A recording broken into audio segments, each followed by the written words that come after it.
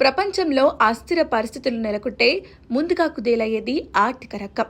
ఫలితంగా work force పై తీవ్ర ప్రభావం పడుతుంది. మరీ ముఖ్యంగా ఐటీ ఇండస్ట్రీలో.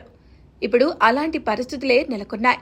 ఒక పక్క అమెరికా అధ్యక్షుడు ట్రంప్ టారిఫ్ వార్ తెప్ప, మరోవైపు ప్రపంచ ఆర్థిక మందగమనంతో ఐటీ కంపెనీల ఆదాయాలకు చిల్లు పడుతోంది. దీంతో ఖర్చు తగ్గించుకుంటున్నాయి. అలాగే ఆర్టిఫిషియల్ ఇంటెలిజెన్స్, ఏఐ, ఆటోమేషన్ కూడా ఉద్యోగులకు కునుకు లేకుండా చేస్తున్నాయి. సాఫ్ట్వేర్ దిగ్గజం టీసీఎస్ 12,000 మందిని ఉద్యోగం నుంచి తీసేసినట్లు ప్రకటించింది. రానున్న కాలంలో మరిన్ని కంపెనీలు టీసీఎస్ బాట పడతాయి. ఇండియన్ ఐటీ ఇండస్ట్రీలోనే బిగ్ బ్రదర్ లాంటి టీసీఎస్లోనే ఈ పరిస్థితి ఉంటే మిగతా కంపెనీల సంగతేంటి? నిజానికి ఐటీలో ఈ మధ్య వార్షిక రిక్రూట్మెంట్లే లేవు.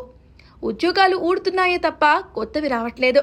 ఆర్థిక ఒత్తిళ్లతో పాటు క్లయింట్ల అంచనాలు, అలాగే చురుకైన ఫలితాల ఆధారిత డెలివరీ విధానాల దిశగా పరిశ్రమలో వస్తున్న మార్పులు వంటి అనేక అంశాలు టీసీఎస్ సిబ్బంది కోత నిర్ణయాన్ని ప్రతిబింబిస్తున్నాయి. మైక్రోసాఫ్ట్, గూగుల్, ఫేస్బుక్తో సహా ప్రపంచ టెక్నాలజీ దిగ్గజాలు ఇప్పటికే ఉద్యోగుల తగ్గింపు బాట పట్టాయి.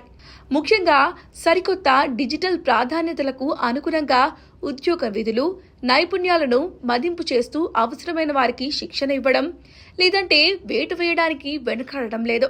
మన ఐటీ కంపెనీల విషయానికొస్తే సమర్థవంతమైన పనితీరు ఆధారిత సిబ్బంది విధానాల వైపు మార్పునకు ఈ చర్యలు అద్దం పడుతున్నాయి అంటున్నారు ఇండస్ట్రీ పీపుల్.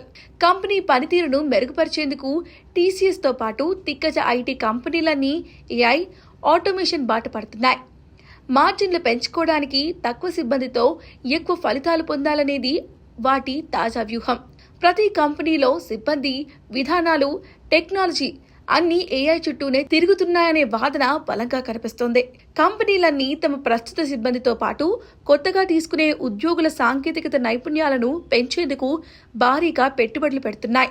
స్కిల్స్ పెంచుకోకుండా భవిష్యత్తు విధానానికి అనుగుణంగా లేని వారిపై వేటు తప్పదు. దీర్ఘకాలంలో కంపెనీల్లో అనేక సానుకూల మార్పులతో పాటు కొన్ని ప్రతికూలతలు కూడా తప్పవని తాజా పరిణామాలు చెప్పకనే చెప్తున్నాయి.